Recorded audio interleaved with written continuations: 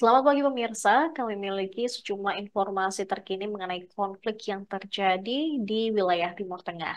Serangan pesawat tak berawak Amerika Serikat terhadap sebuah mobil di Baghdad, Irak, telah menewaskan 3 anggota milisi Kataib Hizbullah pada Rabu 7 Februari malam.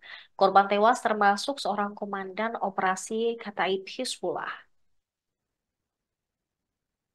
Saat serangan terjadi, suara ledakan terdengar di ibu kota Irak. Serangan pada Rabu malam ini terjadi di jalan raya utama di lingkungan Mastal di Baghdad Timur. Kerumunan orang berkumpul ketika tim tanggap darurat mencari di antara reruntuhan. Pasukan keamanan menutup zona hijau yang dijaga ketat, tempat sejumlah kompleks diplomatik berada di tengah seruan agar pengunjuk rasa menyerbu kedutaan AS.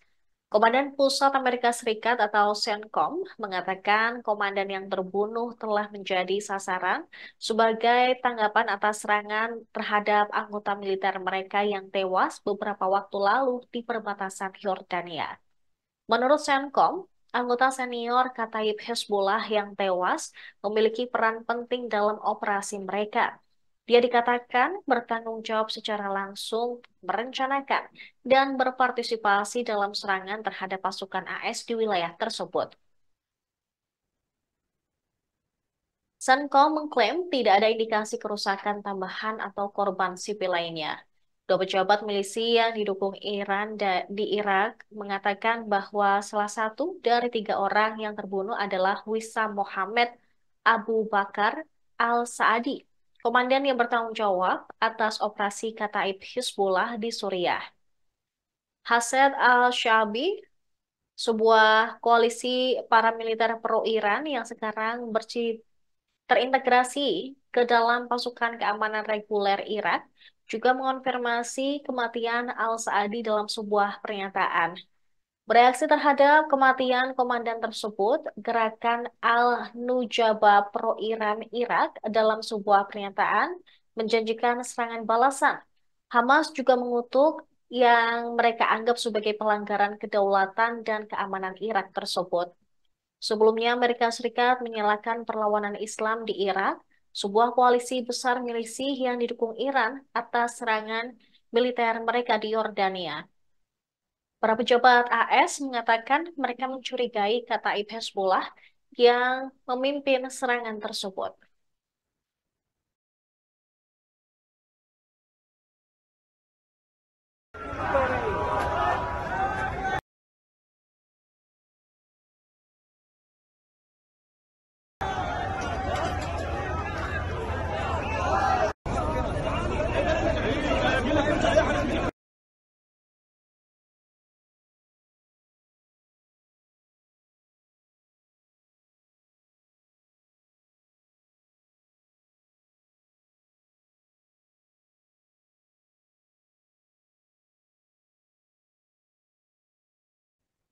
Sementara itu, Amerika Serikat mengklaim mengebom sasaran di Baghdad, Irak, untuk mencegah eskalasi di kawasan tersebut. Hal ini diungkapkan oleh Menteri Luar Negeri AS Antony Blinken dalam konferensi persnya pada Kamis 8 Februari 2024. Akan tetapi, pernyataan Blinken menjadi sorotan, sebab eskalasi yang terjadi di kawasan tersebut berkorelasi langsung dan secara terbuka menyalahkan pemboman Israel di Gaza. Namun satu hal yang tidak akan dilakukan AS adalah mencoba menghentikan Israel mengebom Gaza. Pejabat pemerintah secara langsung mengaitkan serangan di Irak ini dengan serangan pesawat tak berawak pada 28 Januari di Yordania yang menewaskan 3 personel militer AS.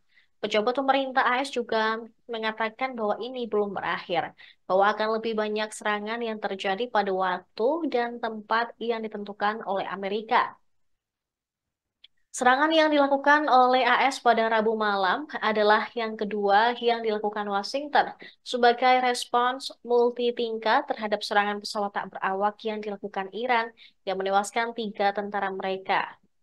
Meskipun Baghdad mengutuk serangan balasan putaran pertama pekan lalu, AS mengatakan mereka mempunyai hak untuk membela diri. Pasukan Amerika berada di Irak atas undangan pemerintah Irak sebagai bagian dari koalisi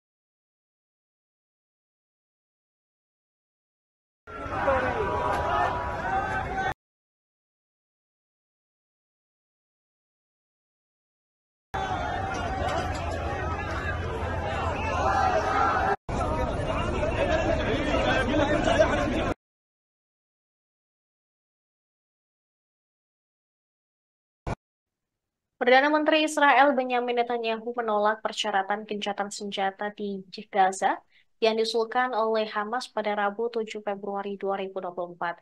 Dia juga menolak tekanan AS untuk bergerak lebih cepat menuju penyelesaian perang yang dimediasi.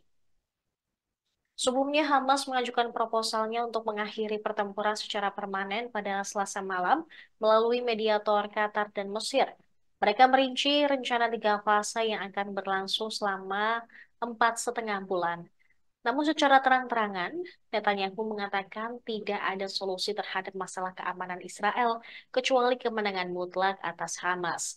Perdana Menteri Israel juga menegaskan bahwa pasukan pertahanan mereka atau IDF telah diinstruksikan untuk memulai operasi di kota Rafah di Gaza Selatan, di mana populasinya kini telah membengkak karena ratusan ribu pengungsi. Dalam penolakan keras terhadap pemerintahan Biden dan Menteri Luar Negeri AS yang sedang berkunjung Antony Blinken, Netanyahu mengatakan diperlukan pertempuran berbulan-bulan lagi sebelum Hamas dikalahkan. Dia berjanji untuk menghancurkan Hamas dan mengesampingkan segala peraturan yang membuat kelompok militan Palestina menguasai penuh atas sebagian Gaza. Ia mengklaim Israel adalah satu-satunya kekuatan yang mampu menjamin keamanan dalam jangka panjang. Osama Hamdan, seorang pejabat Hamas, mengatakan pada konferensi pers di Beirut bahwa upaya Netanyahu untuk terus melancarkan perang di Gaza menunjukkan bahwa tujuannya adalah genosida terhadap warga Palestina. Delegasi Hamas yang dipimpin oleh pejabat senior Khalil Al-Hayya akan melakukan perjalanan ke Kairo pada hari Kamis ini untuk menindaklanjuti negosiasi dalam kerangka upaya Mesir Qatar. Seorang pejabat Mesir mengatakan kepada AFP bahwa putaran baru perundingan akan dimulai pada Kamis hari ini di Kairo, yang bertujuan untuk mencapai ketenangan di jalur Gaza. Tonight, I want to speak to you about total victory. Our security and the prospects of peace in the Middle East depend on one thing: total victory over Hamas. At the start of the war, I outlined 3 goals: destroy Hamas, free the hostages, and ensure that Gaza doesn't pose a threat to Israel anytime in the future. Achieving these goals will ensure Israel's security and pave the way for additional historic peace agreements with our Arab neighbors. But peace and security require total victory over Hamas. We cannot accept anything else. Can you imagine what will happen if we don't have total victory? Hamas leaders have already pledged they'll repeat the October 7th massacre over and over and over again. No nation can accept that. We certainly won't. Without total victory, Iran and its terror proxies, Hamas, Hezbollah, the Houthis, and others, will be emboldened to subvert moderate states in the Middle East. They'll threaten the entire free world. Only total victory will prevent that. And total victory is within our reach. Tonight, I want to speak to you about total victory. Pasukan Israel dilaporkan membunuh 3 warga Palestina dalam sebuah penggerebekan di kamp pengungsi di tepi barat yang diduduki pada Rabu 7 Februari 2024. Militer Israel mengatakan pihaknya membunuh seorang tersangka yang masuk dalam daftar pencarian orang atau buronan yang tewas dalam baku tembak setelah mengepung rumahnya. Dikatakan bahwa 2 pejuang bersenjata lainnya yang mencoba melarikan diri dari rumah tersebut juga tewas dalam operasi ini. Penyergapan berlangsung selama 4 jam dan melibatkan berbagai serangan. Kementerian Kesehatan Palestina mengatakan 2 pria berusia 30-an ditembak mati oleh pasukan Israel di kamp pengungsi Nur Shams dekat kota Tulkarem di tepi barat utara. Belum ada komentar mengenai kematian ketiga orang tersebut. Penghuni camp mengatakan kepada Reuters bahwa kedua pria yang ditembak tidak berada di dalam rumah yang terkepung dan mayat mereka ditemukan di luar. Dia mengatakan Israel menembakkan rudal ke rumah ini dan melibas sebagian rumah sebelum pasukannya mundur. Beberapa jam setelah operasi tersebut, tidak satupun dari ketiga pria yang diklaim oleh vaksin militan manapun. Sekitar 13.519 pengungsi Palestina terdaftar di Camp Nur Shams di Badan PBB untuk Palestina. Dan banyak dari mereka berharap untuk bisa kembali ke rumah ataupun kembali bersama orang-orang yang mereka sayangi. Kekerasan di tepi barat telah meningkat selama lebih dari setahun akibat serangan militer Israel dan serangan pemukiman Israel yang terjadi hampir setiap hari. PBB mengatakan 507 warga Palestina terbunuh di sana pada tahun 2023. Ini merupakan jumlah tertinggi sejak PBB mulai melakukan pencatatan pada tahun 2005.